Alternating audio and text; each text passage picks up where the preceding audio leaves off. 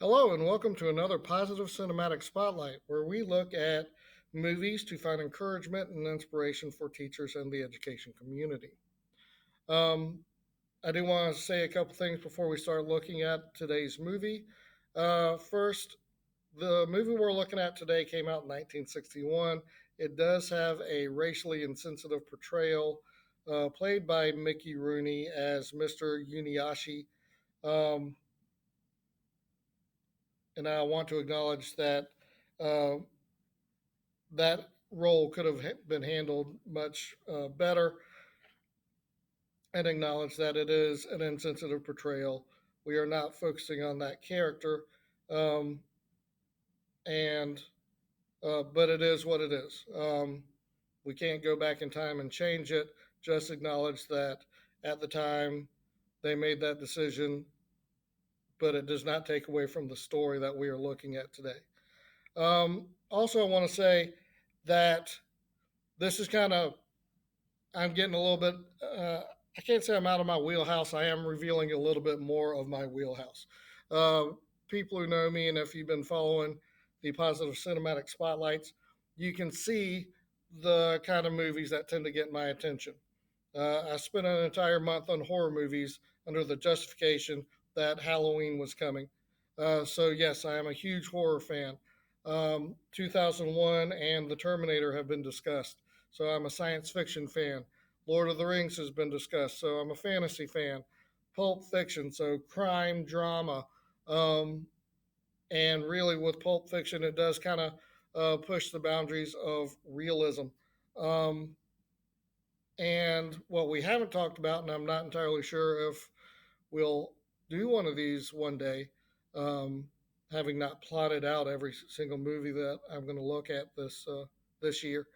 But people who know me would not be surprised if they already don't know that I love comedies, and especially puerile and childish comedies. Jim Carrey movies are early Jim Carrey movies are some of my favorite.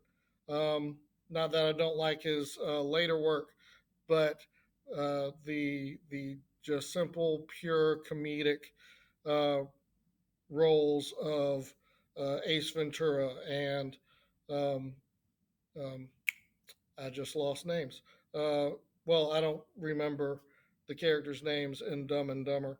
Uh, his role as the Mask, some of my favorite movies. But also, what many of you might be learning for the first time today is I also like romantic comedies. Man, give me a Meg Ryan, Tom Hanks movie um, any day. And Sandra Bullock, uh, you know, yeah, she has her speed movies where it's action, but I definitely enjoy her romantic comedies. So, having just revealed that for the world, and trying to move on past the possible humor that some might find in that, we are going to be looking at today. We're going to be looking at Breakfast at Tiffany's. Breakfast at Tiffany's came out, as I said, in 1961, starring Audrey Hepburn and George Peppard. Audrey Hepburn plays Holly Golightly, and George Peppard plays Paul, who moves into Holly Golightly's apartment building.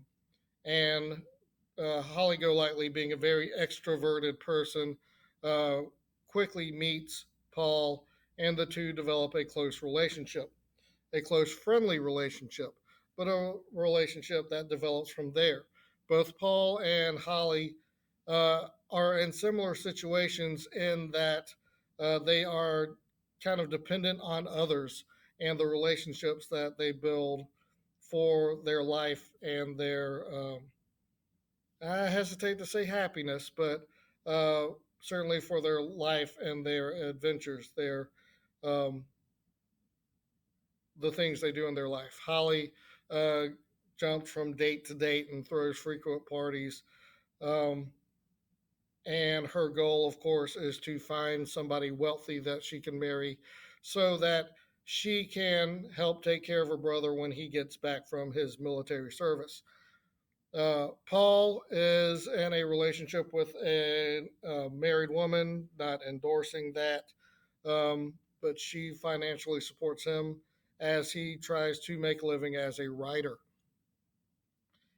The two meet and they develop a kind of a friendly relationship where they support each other. And this leads to, of course, them breaking from the roles that they've had, where others are supporting them and looking out for them to a degree. Um, the big change was with Paul, where when he breaks up with the characters known as 2E, um, but when he breaks up with and ends his adulterous affair with 2E, she criticizes him, saying, trying to guess who could possibly have gotten Paul's attention and gotten Paul to fall in love with her. And she goes through different types of jobs, waitress and whatnot. And then she says, no, it's got to be somebody rich who can take care of you. And Paul responds, curiously enough, she's a girl who can't help anyone, not even herself. The thing is, I can help her, and it's a nice feeling for a change. And that gets me thinking about being a teacher. One of the great benefits of being a teacher, and nobody's going to say it's the paycheck. One of the great benefits of being a teacher is the feeling that we can get when we are helping our students, whether it's helping our students learn the materials that they need to learn so that uh, they can go on to graduate and make decisions in their lives, uh, whether they go to college, whether they go to any of the other routes, other schools, educations, um, to lead a professional life, and or helping them with personal troubles that they're having in their lives, helping them mature and grow up. And these are sources where teachers we can get a lot of satisfaction. We can feel nice for a change. Paul, it's new to him. Those of us in the teaching field, most of us are here with that understanding that it feels good to help others.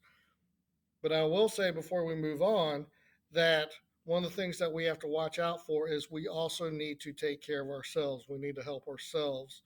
Um, our ability to help our students, to help our fellow teachers, to uh, help our school is greatly reduced if we're not looking out for ourselves, both our mental health and our physical health. So while I am saying one of the things that can help if you're having a hard time is helping others, make sure you're helping yourself. All right, make sure that you're looking out for yourself. Do not take care of others uh, more than you take care of yourself, because in the end, you won't be able to help them out as much as you want, and um, and you'll find yourself needing more help than you would otherwise need. Now, as far as the relationship between Paul, getting back to Breakfast at Tiffany's, as far as the relationship between Paul and Holly, Paul recognizes that he has fallen in love with Holly earlier than Holly realizes that she loves him. And of course, he's broken his relationship with 2E and is trying to get her to stop going after these wealthy men that always let her down. Um, and one of Holly's arguments is that she does not belong to anybody. Paul keeps saying, "You belong to me." And while that sounds misogynistic and possessive, what really he's saying is that because I have love for you, because I love you, then you're my responsibility and I want to take care of you and look out for you. While just saying, you belong to me, which he does just say, the meaning in there is actually one of love and support. Um, Holly, of course, takes it very superficial as him saying that, hey, you belong to me. I get to say what you do with your life.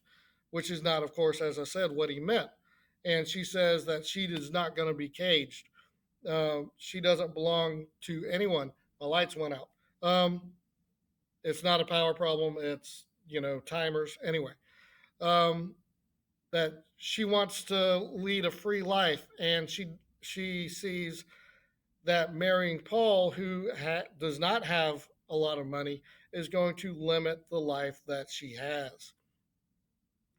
Um, Luckily, by the end of the movie, um, she realizes that her love is a form of being free, that her dependence and focus on money is actually a cage in and of itself, and that she should uh, be making decisions based on her passions.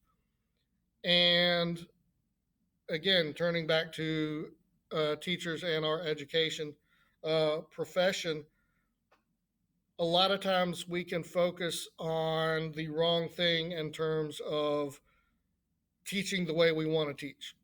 Um, and with the growing use of technology that we've needed to do because of the coronavirus, um, I encourage everybody to see the technology not as a cage, even though it can feel like it sometimes, trapped behind plexiglass. I got a plexiglass thing on my desk, trapped away from our students. Uh, but it is giving us the freedom to teach. Whether it, even if it's over a camera, at least we can still teach. Unlike last year in March when everything just kind of shut down and we went home and we did our best, but we were greatly limited in our ability to continue teaching our students. View the technology as a ways of expanding our options for teaching our students. Um, and as I said before, with Paul feeling good about taking care of somebody else, that technology gives us a more chance to take care of our students in need, whether it's academically, personally, mentally, uh, socially, so on and so forth. So that's what I see in Breakfast at Tiffany's.